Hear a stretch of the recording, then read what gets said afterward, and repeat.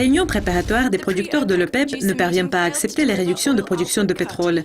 Le plus grand producteur de la Russie a déclaré que le pays peut supporter même les prix plus bas que les chiffres actuels.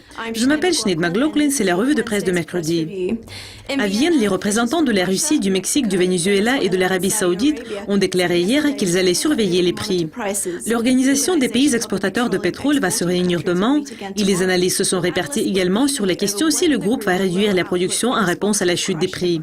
Les données compilées par Bloomberg montrent que les prix sont au-dessous de ceux que 9 des 12 membres de l'OPEP ont besoin pour équilibrer leurs budgets nationaux. Et une analyse géopolitique basée à Londres a dit « Tous ces pays sont fortement touchés par la baisse des prix et veulent voir des réductions.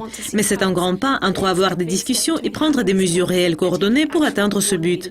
Ce qui sera essentiel, c'est ce qui va se passer entre les membres de l'OPEP. » Le ministre des Affaires étrangères du Venezuela et le représentant de l'OPEP, Rafael Ramirez, a déclaré aux journalistes après les réunions que les discussions n'ont pas abouti à un engagement commun pour réduire l'approvisionnement et que toutes les parties ont dit qu'ils étaient préoccupés par le prix du pétrole.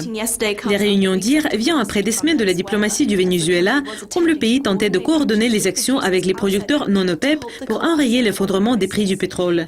Le Venezuela a été durement touché par la baisse des prix et les revenus pétroliers du pays ont chuté de 35%. Le chef de la direction de la plus grande compagnie pétrolière de la Russie a déclaré après les réunions « Il y a une surproduction de pétrole. L'offre dépasse la demande, mais pas de manière critique.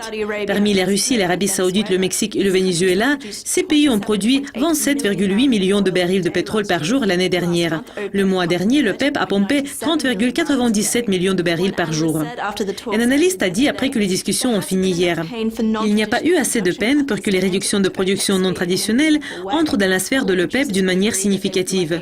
Tous les producteurs accepteraient qu'ils aimeraient une hausse du prix du pétrole, mais la capacité et la volonté de réduire devraient prendre beaucoup plus de coordination et de décision. C'est tout pour la revue de presse de mercredi. Revenez demain pour voir notre prochaine édition. Mais pour le moment, au revoir.